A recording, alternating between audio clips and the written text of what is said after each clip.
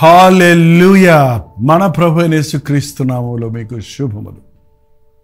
God bless you and bless you and bless you అని రోజు మీకోసం ప్రార్థన చేస్తూ మీరు దేవుని చేత దీవించబడిన ఆశీర్వదించబడిన జనులుగా ఉండాలని, ఆధ్యాత్మికంగా వర్ధిల్లాలని మీ కొరకు అనుదినము దేవుని వాక్యాన్ని ఈ రీతిగా ఈ సోషల్ మీడియా ద్వారా మీ ఎదురు తీసుకొని వస్తున్నాను. రండి మరి వచ్చిన ప్రార్థనతో ఈరోజు వాక్యాన్ని ధ్యానిద్దాం. పరిశుద్ధుడా, ప్రేమగల తండ్రి, నీవు ఆశీర్వదిస్తేనే కదా అది నిజమైన ఆశీర్వాదమయ్యా. నీవు జయమిస్తేనే కదా నీది నిరంతరమైన జయము. నువ్వు స్వస్థపరిస్తే కదా అది నిజమైన స్వస్థత. నువ్వు తోడుంటే కదా మాకు శాశ్వతమైన జీవితం. నీ నామాన్ని అంగీకరించి నీ మాటలు వింటున్న ప్రతి ఒక్కరూ దీవించబడుటకు సహాయం చేయము. క్రీస్తు నామంలో అడుగుచున్నాను తండ్రి, ఆమేన్. దేవుని స్తోత్ర. మన దేవుని చేత దీవించబడుతున్నప్పుడు అభివృద్ధి చెందుతాం, ఆశీర్వదించబడతాం, ఉన్నత స్థితికి హెచ్చించబడతాం. మరి అదే సమయంలో ఒక వ్యక్తి అభివృద్ధి పొందుతుంటే ఆనందించే వారి కంటే అసూయపడేవారే ఈ రోజుల్లో ఎక్కువ ఉన్నారు కదండి. మనం దేవుడు ఆశీర్వదించినప్పుడు మనుషులకు అది అర్థం కాకపోవచ్చు, కానీ మనం కృతజ్ఞత కలిగిన వారిగా ఉండాలి.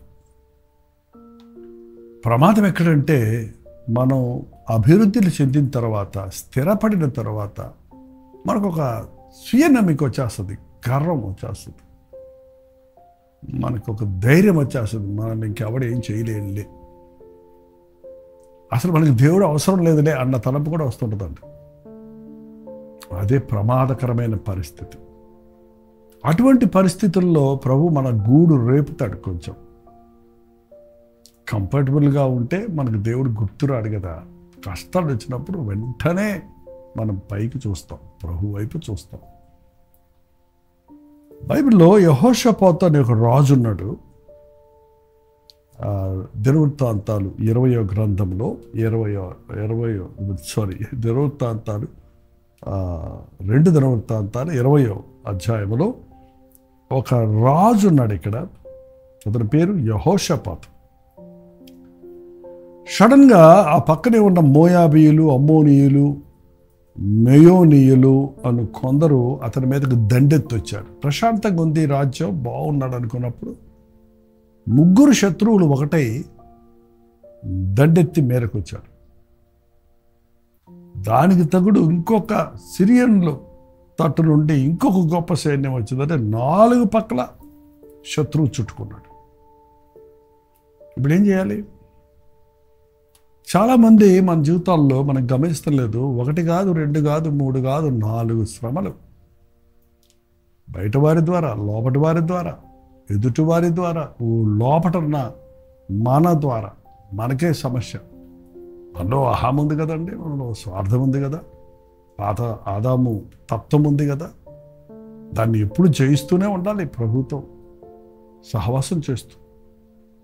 కొన్నిసార్లు అన్ని సమస్యలు వచ్చినట్టు కనపడద్దు మన జీవితంలో. అప్పుడు ఏం చేయాలి? ఎటు పోయే దారి లేదండి. చుట్టుకున్నారు మనుషులు, చుట్టుకున్నారు శత్రువులు, చుట్టూ చిక్కులు, సమస్యలు చుట్టుకున్నాయి. ఏం చేయాలి? నీ చుట్టూ చిక్కుకున్నా కూడా నీ పైన ఎవరు ముయ్యలేరటండి. మనకి దిక్కు లేని వాళ్ళకి దేవుడే దిక్కు అని అంటాం, కానీ అంటే అర్థం ఏంటి? చుట్టూ చూడలేకపోతే పైకి చూడు. పైన ఉన్నవాడు గొప్పవాడు. పైకి చూడటం అంటే ప్రార్థన చేస్తాం. ప్రార్థన పైకి వెళ్తుంది, ఆ సమాధానాలు కిందకు వస్తాయి. మనం అట్టి సమయాల్లో ప్రార్థన చేయాలి. ఎల్లప్పుడూ ప్రార్థన చేయాలి. అటువంటి సమయాల్లో మరెక్కువ ప్రార్థన చేయాలి, మరి ఒక ప్రత్యేకమైన ప్రార్థన చేయాలి. అవును, మీ సంఘంలో ఉపవాస ప్రార్థనలు ఉన్నాయా? వెళ్తున్నారా? ఇవాళ శుక్రవారం కదా, మా కల్వరి చర్చ్లో ఉపవాస ప్రార్థన ఉంది. మీకు లైవ్ ఇస్తున్నాం. చాలామంది మాతో పాటు చాలా రాత్రి అయ్యే వరకు కూడా జాయిన్ అవుతున్నారు. ఉపవాస ప్రార్థనలో ఎంతో బలం పుంజుకుంటున్నారు, ఎన్నో విడుదల చూస్తున్నాం. దేవునికి మొరపెడితే అద్భుతాలు జరుగుతాయండి. యెహోషాపాతు అదే నిర్ణయించుకున్నాడు. వాళ్ళని చూసి భయపడ్డాడు. 3వ వచనంలో, యెహోషాపాతు భయపడి యెహోవా యొద్ద విచారించుటకు మనసు నిలుపుకొని యూదా అంతటా ఉపవాస దినము ఆచరించవాలని చాటించాడు. ప్రార్థన, ఉపవాస ప్రార్థన గడ్డు సమస్యల నుండి విడిపించబడడానికి. యూదా వారు యెహోవా వలన సహాయమును వేడుకొనుటకై కూడుకున్నారు. చూసారా, ఒక రాజు ప్రార్థన చేయాల, అందరినీ కలిపి ప్రార్థన చేయమంటున్నాడు. ఒక పాస్టర్ ప్రార్థన చేస్తే సరిపోద్ది అనుకుంటున్నారు. 10 మంది ప్రార్థన చేస్తే సరిపోద్ది, ఇంట్లో అమ్మ ప్రార్థన చేస్తుంది చాలు అనుకుంటున్నారు. ప్రార్థనకు మనందరం కూడుకోవాలి. కుటుంబం అంతా కూడి ప్రార్థిస్తే ఎంత అద్భుతం జరుగుతుందో తెలుసా? ఎన్ని అద్భుతాలు జరుగుతాయో తెలుసా? సంఘం అంతా ప్రార్థిస్తే ఎన్నెన్ని అద్భుతాలు జరిగాయి. సంఘం ప్రార్థిస్తే 3 కావలుల అవతల భయంకరంగా బంధించబడిన రోమన్ కాపుదలు అంటే సామాన్యం కాదు. ఎంత అద్భుతంగా పౌలు విడిపించబడ్డాడండి. ప్రార్థన, సంఘం ప్రార్థించాలి, విశ్వాసులు ప్రార్థించాలి, కుటుంబం అంతా కలిసి ప్రార్థించాలి. యెహోషాపాతుకు మంచి ప్రేరేపణ వచ్చింది. అందరికీ ఉపవాస దినం ప్రారంభించి అందరినీ కూడుకొని, అందరినీ సమకూర్చి, జనులందరినీ సమకూర్చి వారి మధ్యలో నిలువబడి, మా పితరుల దేవా, నీవు ఆకాశమందు దేవుడవై ఉన్నావు, అన్ని జనుల రాజ్యములను ఏలువాడవు నీవే, నీవు బాహుబలము గలవాడవు, పరాక్రమం గలవాడవు, నిన్ను ఎదురించుటకు ఎవరికి బలము చాలదు. మనం ప్రార్థన అనగానే మొదట మనం ఎవరికి ప్రార్థిస్తున్నామో తెలియాలండి. మన ప్రార్థనలో మన బాధలు చెప్పుకోవటమే కాదు, మన బాధలు ఎవరికి చెప్పుకుంటున్నామో తెలియాలి. ఏమంటున్నాడు ఈయన? ఆకాశమున్న దేవుడు, ఆకాశమందున్న దేవుడు, అందరినీ ఏలువాడవు, నీవు బాహుబలము గలవాడవు, పరాక్రమం గలవాడవు, నిన్ను ఎదిరించుటకు ఎవరికి బలం చాలదు. నీ జనులని ఇశ్రాయేలు ఎదుట ఈ దేశపు కాపురస్తులను తోలివేసి నీ స్నేహితుడైన అబ్రహాము యొక్క సంతతికి దీన్ని స్వతంగా ఇచ్చిన మా దేవుడవు నీవే. అబ్రహామునకు స్వాస్థ్యంగా నీవిచ్చావు, ఇది మమ్మల్ని సృష్టించావు, మమ్మల్ని రక్షించావు, నీవే. ఇదిగో వారు అందులో నివాసం చేసి కీడైనను, యుద్ధములైనను, తీర్పైనను, తెగులైనను, కరువైనను భూమి మీదకి వచ్చినప్పుడు మేము ఈ మందిరం ఎదుట నీ ఎదుట నిలబడి మా శ్రమలో నీకు మొరపెట్టిన ఎడలా, మందిరములోనికి వెళ్ళి కీడు జరిగినప్పుడు, కరువు వచ్చినప్పుడు, తెగులు వచ్చినప్పుడు, యుద్ధం వచ్చినప్పుడు మొరపెట్టిన ఎడల, నిలబడి మా శ్రమలలో నీకు మొరపెట్టిన ఎడల నీవు ఆలకించి మమ్మల్ని రక్షించడం అనుకుని నీ ఘనమైన నామంలో ఈ మందిరాన్ని కట్టాము, ఈ మందిరంలో కూడాం, ఈ మందిరంలో చేరాము. ఇదండి ప్రార్థనకు ఒక పద్ధతి ఉంది. మనం నోటికొచ్చిన మాటలన్నీ ప్రార్థించేస్తున్నామే, కానీ మన ప్రభు ఎంత గొప్పవాడో తెలియాలి. మన సమస్యకు కారణం, మనకు సమస్యకు కారణం ఏంటో మనం గ్రహించాలి. మనం అందులో నుంచి దేవుడు మనకిచ్చిన వాగ్దానాలను మనం క్లెయిమ్ చేయాలి. వాటిని మనం విశ్వాసంతో స్వతంత్రించుకోవాలి. నిలువబడి ప్రార్థన చేస్తున్నాడు 19వ వచనంలో, మా దేవా, నీవు వారికి తీర్పు తీర్చవా? మా మీదకు వచ్చి గొప్ప సైన్యంతో యుద్ధం చేయుటకు మాకు శక్తి చాలదు. నీ బలహీనతను నువ్వు ఒప్పుకోండి, మాకు శక్తి చాలదు. నా శత్రువు నాకంటే గొప్పోడు. వీ విల్ విన్ అంటారే కానండి, దేవుని సహాయం లేకుండా ఎవ్వరూ చేయలేరంట, ఎవ్వరూ చేయలేరు.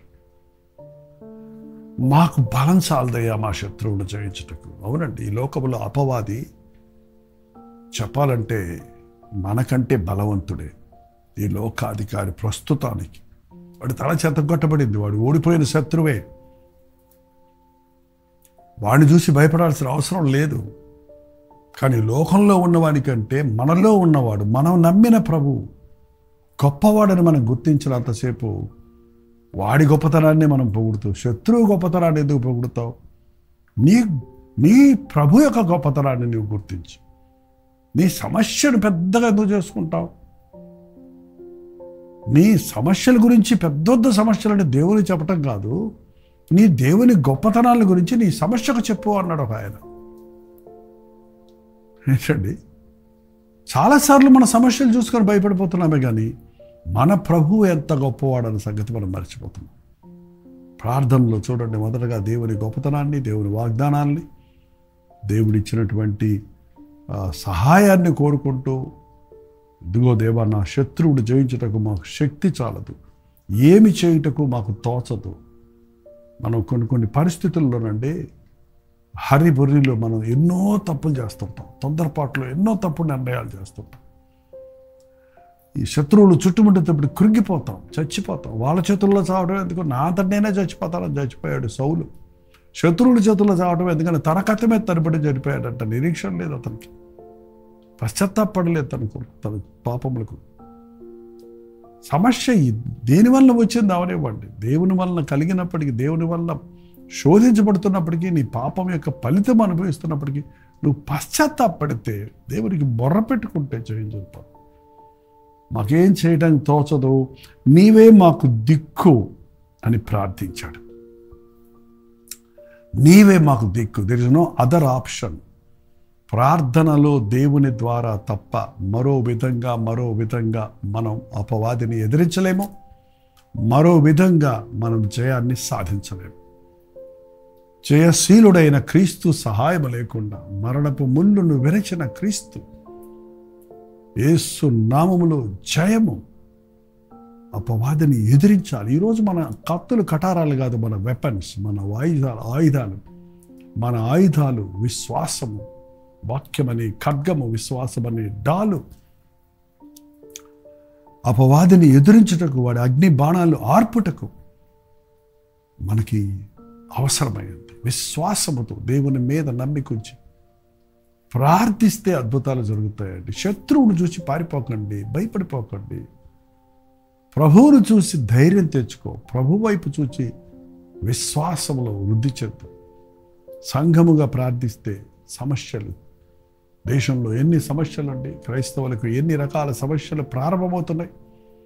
ఈ అంచె దినములలో రకరకాల ఆటంకాలు, సువార్త ప్రకటనకు ఆటంకాలు, విశ్వాసంలో కొనసాగుటకు ఆటంకాలు, అనేక కుటుంబాల్లో రక్షించబడిన వారిని కుటుంబ సభ్యులు అభ్యంతరపరచడం, ఆటంకపరచడం గురించి వింటూనే ఉన్నాం కదా. అటువంటి పరిస్థితుల్లో ఆటంకాలు వచ్చాయని ప్రభువుని ఆపేయటం కాక, ప్రభువా నాకు బలం లేదయ్యా ఈ సమస్యలు ఎదుర్కోవడానికి, ఈ పోరాటాలు ఎదుర్కోవడానికి, ఇటువంటి పరిస్థితుల్లో నేనేం చేయాలో నాకు తోచటం లేదయ్యా, నీవే మాకు సహాయం చేయి, నీవే మా దిక్కు అని ప్రార్థించి చూడు. అద్భుతమైన రీతిగా ప్రభువు మనకి సహాయం చేస్తాడు. ఒక చిన్న మాట చెప్పాడు చూడండి, వాళ్ళకి ఆయన ప్రార్థన చేస్తే ఏం చెప్పాడో చూసుకొని ముగించుకుందాం. చూడండి, 15వ వచనములో, తిరుగుతాంతాలు 2వ గ్రంథం 20వ అధ్యాయం పూర్తిగా చదవండి, మీకు సవివరంగా అర్థమవుతుంది. 20వ అధ్యాయం 15వ వచనం. యెహోవా సెలవిచ్చిందేమనగా, ఈ గొప్ప సైన్యమునకు మీరు భయపడకుడి, జడియకుడి. ఈ యుద్ధము మీరు కాదు, దేవుడే జరిగించడం. యుద్ధము మీరు కాదు, మీ పక్షములో దేవుడే జరిగించడం. మీరు పోట్లాడవలసిన నిమిత్తము లేదు. మీరు బారులు తీర్చి నిలవబడండి, భయపడకండి, జడేయకండి. రేపు వారి మీదకి పోండి, నేను మీకు తోడై ఉంటాను. గొప్ప విజయాన్ని వాళ్ళు ఏమి చేయకూడనే, దుష్టుడు తడవకుండా పారిపోతాడన్న మాట ప్రకారం నీ సమస్యలు పరిష్కరించబడతాయి. నీ యొక్క ఆటంకాలన్నీ తొలగించబడతాయి.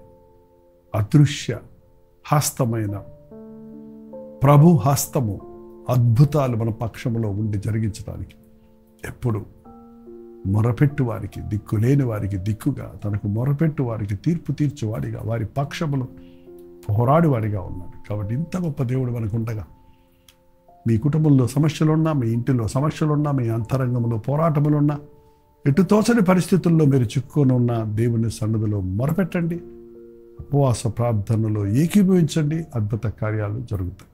ప్రార్థన. పరిశుద్ధుడ ప్రేమగల తండ్రి, ఎవరు ఏ జీవితంలో, ఏ కుటుంబంలో, ఏ సమస్యలతో చుట్టుకొని ఉన్నారో నాయన, బయటపడలేని పరిస్థితుల్లో మూలుగుతూ ఉన్నారు, నిరుత్సాహంతో ఉన్నారు, ఎటు తోచని పరిస్థితుల్లో ఉన్నారు, యేసు వైపు చూచినట్లుగా వారి మనోనేత్రాలు నీ వైపు ఎత్తబడినట్లుగా పరిశుద్ధాత్మ కార్యములు జరిగించిన ఆయన నాకు మొరపెట్టు నేను ఉత్తరం ఇస్తానన్నమాట అక్షరాల నెరవేర్చే దేవుడు. బలము లేని వారికి బలమునిచ్చే దేవుడు, శక్తి లేని వారికి శక్తినిచ్చే దేవుడు. మా పక్షములో పోరాడి మాకు జయమునిచ్చిన యేసయ్య నీకు వందనములు.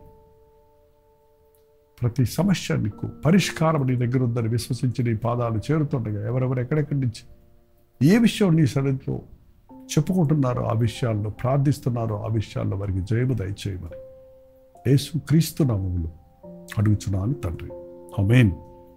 తండ్రి అయిన దేవుని యొక్క ప్రేమయు, కుమారుడైన క్రీస్తు యొక్క కృపయు, ఆదరణకర్త అయిన పరిశుద్ధాత్మ యొక్క సహవాసం కూడి వచ్చిన మనందరికీ ఇప్పుడు సదాకాలం తోడయుండును గాక. ఆమేన్. దేవుని స్తోత్రం. మీ ప్రార్థన స్తోత్ర బారు 954041 నెంబర్కి, మీరు ఇతర దేశాల్లో ఉంటే 9100100888 నెంబర్కి ఒక టెక్స్ట్ లేక వాయిస్ మెసేజ్ ద్వారా వాట్సాప్ చేయండి. రోజు చెప్తున్నాను, మీరు అనేకులు చేస్తున్నారు. మీరు ఒక్కసారి కూడా చేయకపోతే ఈ రోజన్నా చేయండి. మీకోసం ప్రార్థిస్తున్నాం, మీరు కూడా ప్రార్థించండి. అద్భుతమైన విడుదల ప్రార్థన ద్వారా మనకు కలుగుతుంది. ప్రస్తుతమైతే మధ్యాహ్నం 3 గంటల హెచ్చరిక, అలాగే రాత్రి 9 గంటలు కల్వరి చర్చిలో జరిగే ఉపవాస ప్రార్థన మీకు కూడా లింక్ ఇస్తున్నాం. మాతో పాటు ఏకీభించి ప్రార్థనలో బలపడండి, గొప్ప విడుదలను అనుభవించండి. అంతవరకు దేవుని మహాకృప మీకు తోడైంది కాక.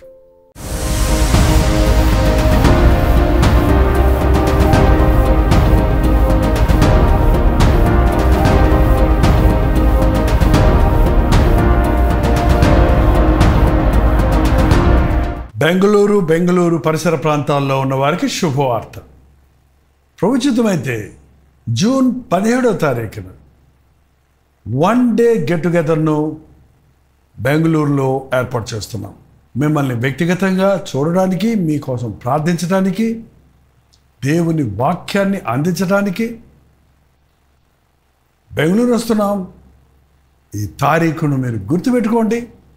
జూన్ 17వ తారీఖు మధ్యాహ్నం 2 గంటల నుంచి 5 గంటల వరకు, 6 గంటల నుంచి 10 గంటల వరకు 2 సెషన్స్గా ఈ 1 డే గెట్ టుగెదర్ ఏర్పాటు చేస్తున్నాం. రండి, పాల్గొనండి, దైవాశీస్సులు పొందండి. ముఖాముఖి మిమ్మల్ని చూడడానికి, వ్యక్తిగతంగా మీకోసం ప్రార్థన చేయడానికి అవకాశం కలుగజేయండి. చిరునామా గమనించండి. Hudson community centre, CSI compound, opposite to Mitralaya girls high school, near corporation circle, Bengaluru. ఇంకా విషయమై మీకు వివరాలు కావాలంటే 8939393939 అనే నెంబర్కి మీరు కాల్ చేయండి.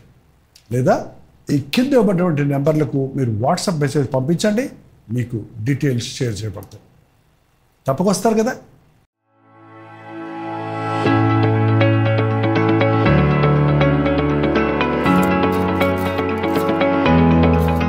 హల్లెలూయా. ప్రభు చిత్తమైతే జూన్ 18వ తారీఖున ఒక 1 డే గెట్ టుగెదర్ను విజయవాడలో చాలా కాలం తర్వాత మీ కొరకు ఏర్పాటు చేస్తున్నాం. ఎన్నో సంవత్సరాలు అక్కడ గెట్ టుగెదర్లు పెట్టాం. మీరందరూ బలపడ్డారు, దీవించబడ్డారు, ఆయా సంఘాల్లో సాక్షులుగా సాగుతున్నారు. అనుదినము సోషల్ మీడియా ద్వారా బలపడుతున్నామని తెలియజేస్తున్నారు. మిమ్మల్ని వ్యక్తిగతంగా చూస్తానికి, మీ కొరకు ప్రార్థించడానికి, ప్రభువును స్తుతించడానికి ఈ యొక్క 1 డే కూడా కాదండి, 1 మీటింగ్ జూన్ 18వ తారీఖు సాయంకాలం 4 గంటల నుంచి 10 o'clock వరకు ఒకే సెషన్గా ఏర్పాటు చేస్తున్నాం. రాగలిగిన వాళ్ళందరూ రండి, ఈ పరిచయంలో పాల్గొనండి. మీకోసం వ్యక్తిగతంగా ప్రార్థించడానికి, మిమ్మల్ని ముఖాముఖిగా చూడడానికి అవకాశం కలిగజేయండి. చిరునామా గమనించండి. The venue convention hall near new government hospital, NTR colony, Vijayawada. ఇంకా విషయమై మీకు వివరాలు కావాలంటే ఈ క్రింద ఇవ్వబడినటువంటి ఫోన్ నెంబర్కి మీరు కాల్ చేయండి. మీకు లొకేషన్ షేర్ చేస్తాను. తప్పకొస్తారు కదా. మీరు వెల్లుడి, మీరు వెల్లుడి, మీరు వెల్లుడి, మీరు వెల్లుడి అని ప్రభు యేసు సెలవిచ్చెను. సర్వలోకముకు సువార్తనందించుడి. హల్లెలూయా. తణుకు పరిసర ప్రాంతాల్లో ఉన్న వారికి శుభవార్త. తణుకులో ఒక గెట్ టుగెదర్ ఏర్పాటు చేయడానికి మీలో అనేకులు ఎప్పటి నుంచి అడుగుతున్నారు.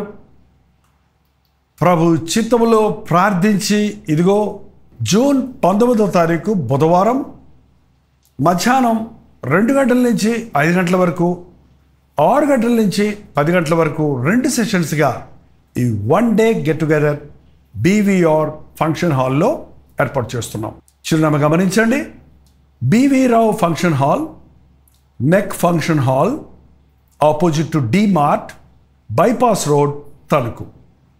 ఇంకా విషయమే మీకు వివరాలు కావాలంటే 8939393939 అనే నెంబర్కి మీరు కాల్ చేయొచ్చు. క్రింద ఇవ్వబడినటువంటి వాట్సాప్ నెంబర్లకు మీరు వాట్సాప్ మెసేజ్ పెట్టచ్చు, లేదా ఈ క్యూఆర్ కోడ్ స్కాన్ చేసుకోవచ్చు. తప్పకొస్తారు కదా. సర్వలోకముకు సువార్తనందించుడి, సర్వ సృష్టికి యేసుని ప్రకటించుడి.